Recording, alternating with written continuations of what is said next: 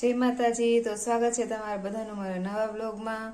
અને આજે આપણે બનાવવાનું છે કંઈક એક નવી રેસીપી બનાવવાની છે। ટમેટા ને એવું બધું જો મેં રેડી કરી નાખ્યું છે। તો આજે આપણે બનાવવાનું છે એકદમ ધાબા સ્ટાઇલ પંજાબી શાક હોય એ રીતનું પંજાબી શાક બનાવવાનું છે। તો એના માટે છે બધી ઇન્ગ્રેડિયન્ટ્સ રેડી કરી નાખી છે। ટમેટાના નાના નાના પીસ કરી લીધા છે, અને ડુંગળી, આદુ, મરચાં, લસણ એની પેસ્ટ કરી નાખી છે, અને થોડાક આખા મરચાંના કટકા રાખ્યા છે, આપણે ઉપરથી એડ કરવાના છે। અને આ જે ડુંગળી અને ટમેટા એના કટકા કર્યા છે એની હવે આપણે ગ્રેવી બનાવવાની છે। તો એના માટે જો એક મેં આ બાઉલ લઈ લીધું છે, આમાં બ્લેન્ડરની મદદથી આપણે પેસ્ટ કરવાની છે એની। તો સૌથી પહેલા ટમેટાની ગ્રેવી કરવાની છે, તો પહેલા આપણે ટમેટા થોડા થોડા એડ કરતા જઈશું। બાઉલ નાનું છે એટલે થોડી થોડી વસ્તુ એડ કરશું જેથી લોડ ન થાય।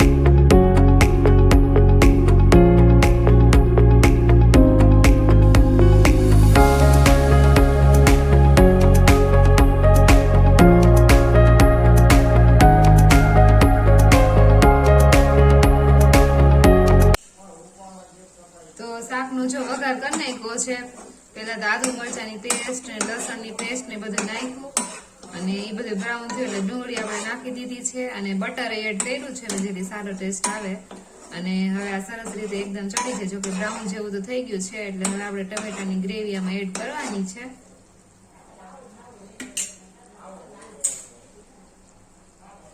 તો હવે આપણે કરશું ટમેટાની ગ્રેવી એડ.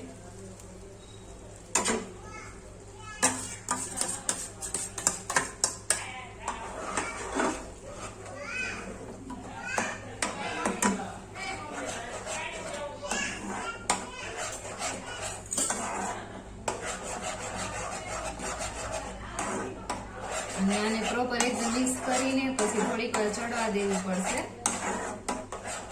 એટલે બધા જે મસાલા આપણે એડ કર્યા છે આદુ મરચાં એની સાથે મિક્સ થઈ જાય પ્રોપર. તો હવે આપણે એને ચડવા દઈશું થોડાક વાર માટે. તો ઢાંકણ ઢાંકી દઈશું. ચડે ત્યાં સુધીમાં આપણે એક ગ્રેવી બનાવવાની છે. મગજતરીના બી, કાજુ અને દૂધ મિક્સ કરીને એક બનાવવાની છે ગ્રેવી. તો એ બનાવી લઈએ.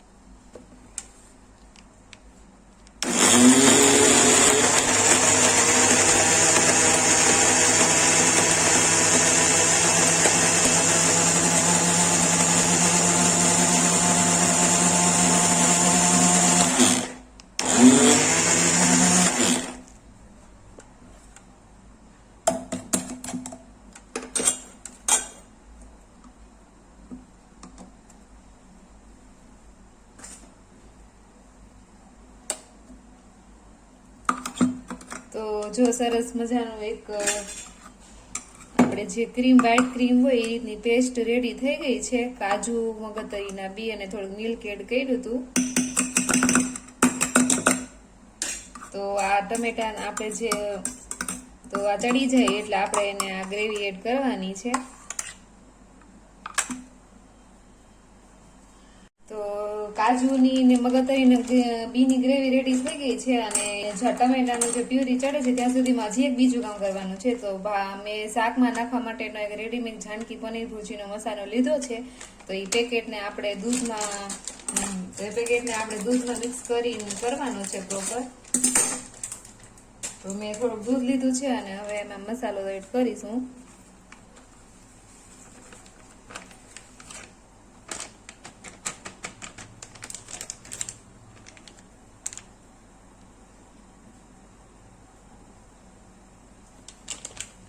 અને હવે આપણે એને પ્રોપર મિક્સ કરીશું ગાંઠ ના રહે એ રીતે.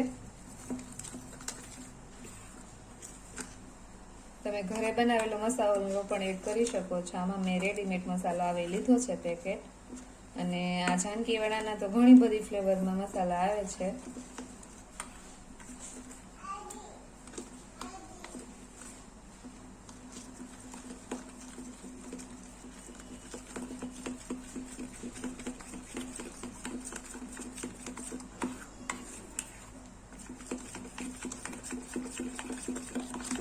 તો સરસ જો પ્રોપર મિક્સ થઈ ગયો છે એકદમ મસાલો દૂધમાં. હવે આપણે આ જે ટમેટાની પ્યુરી ચડે છે એ ચેક કરી લઈએ ચડી ગઈ છે કે નહીં.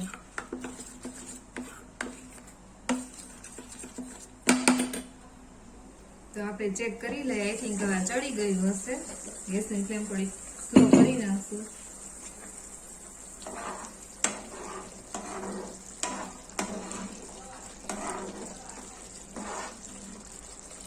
ટમેટું જો એકદમ સરસ ચડી ગયું છે અને હવે આપણે જે કાજુની પેસ્ટ રેડી કરી હતી એ એડ કરવાની છે હવે.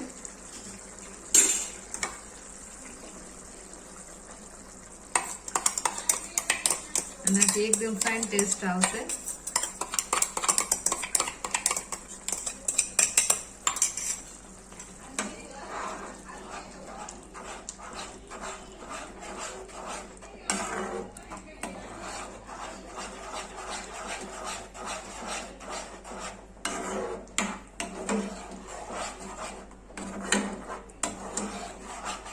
આપણે આને થોડીક વાર ચડવા દેશું. તો ઢાંકણું ઢાંકી દઈએ.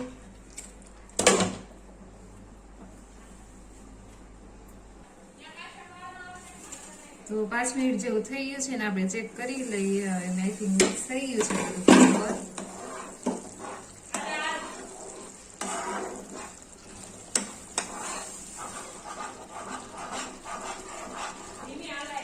અને હવે એડ કરવાનો છે આપણે જે મસાલો રેડી કર્યો હતો દૂધમાં એડ કરવાનો છે એમાં.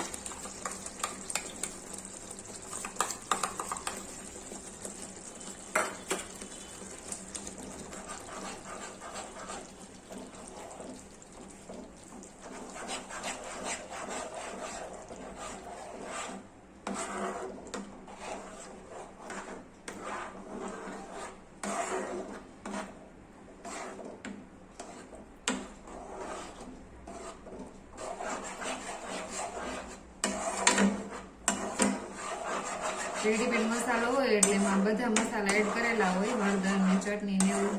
તો જો આપણને ઓછું લાગે તો આપણે વધારે એડ કરી શકીએ.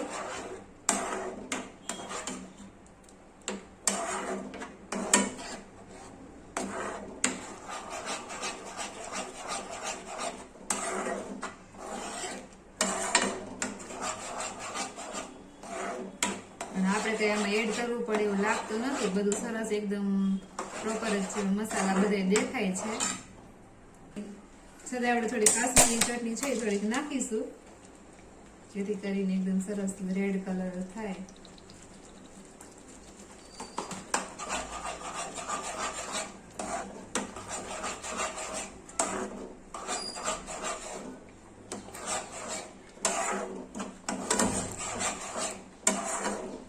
હવે થોડીક વાર એને ચડવા દેવું પડશે, કારણ કે તેલ છૂટું હજી નથી પડ્યું. તો થોડી વાર રહેશે એટલે એની રીતે તેલ છૂટું પડી જશે. તો ત્યાં સુધી આપણે ઢાંકણું બંધ કરીને રહેવા દેશું થોડીક વાર.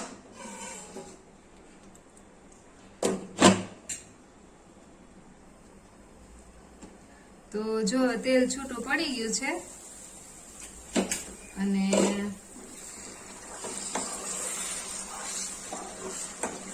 હવે આપણે એમાં પનીર એડ કરવાનું છે.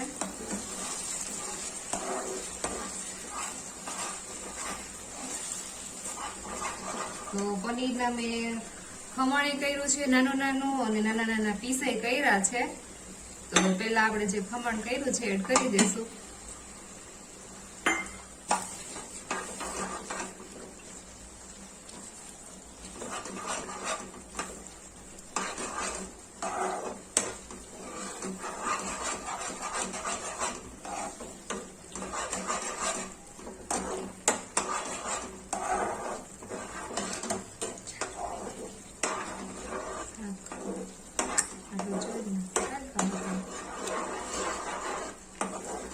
અને હવે એડ કરીશું નાના નાના પીસ કર્યા છે એડ કરીશું.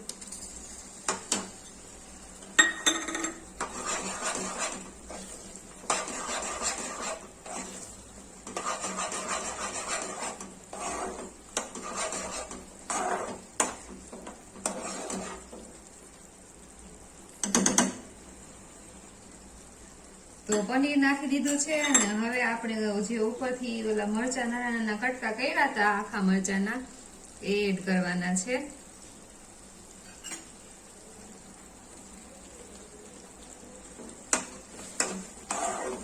તો પંજાબી શાક આપણું રેડી થઈ ગયું છે બનીને.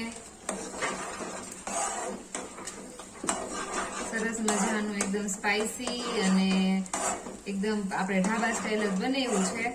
તો તમે પણ ઘરે ચોક્કસથી ટ્રાય કરજો શાક, અને કેવું બને છે કોમેન્ટમાં મને જણાવજો. તો ફરી મળીએ નવા બ્લોગમાં નવા વિડીયો સાથે. ત્યાં સુધી જય માતાજી.